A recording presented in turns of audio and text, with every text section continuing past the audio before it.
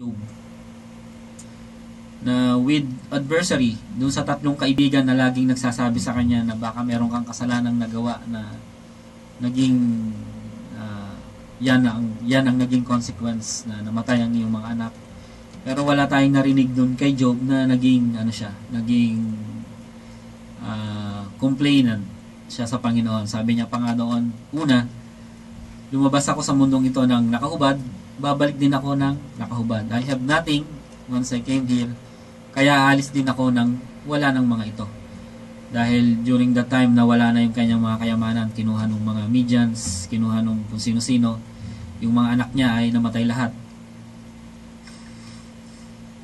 So, natira na lang yung kanyang asawa, yung asawang babae.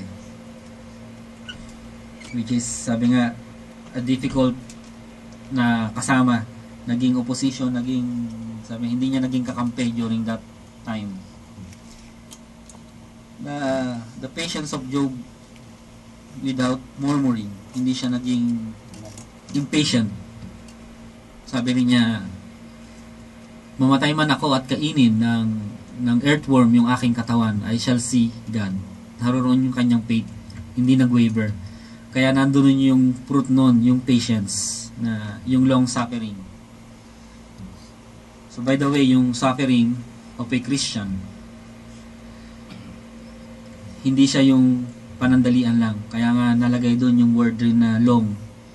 Na ibig sabihin, it will be a long time, a long process na meron tayong mga adversary dito. Na palagi ang merong opposition, palagi ang may problema. Palagi ang merong mangyayaring hindi natin inaasahan or hindi natin na-handle, naging out of control. Kasi even the guy na katulad nga ni Job na seemingly under control niya yung everything. Meron siyang kayamanan, he is known, nakakatulong siya sa kanyang mga kapwa. Pero dumarating yung time na nagiging out of control yung mga pangyayari. Out of his hand.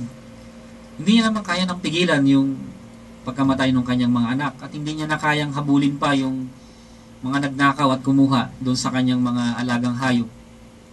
Kasi wala na siya eh. He left out with nothing. Zero.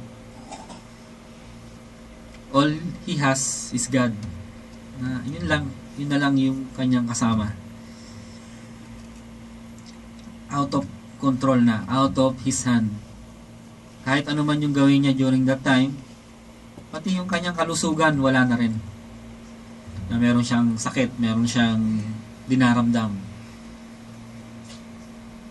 Unang-una, it will be a hindrance sa kanyang pagtatrabaho na meron kang mga sakit sa katawan. Kada galaw mo ay kumikirot.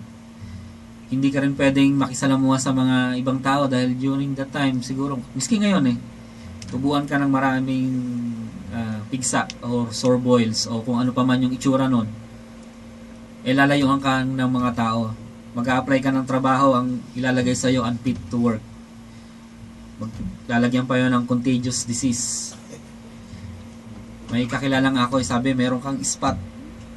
Pero wala ka namang sakit, meron kang peklat. Sabi, may peklat daw sa baga. So, yung kalit-liitan na yun na hindi ko namin alam kung totoo nga o ano, hindi siya nakaalis. Dahil ang nakalagay unfit to work.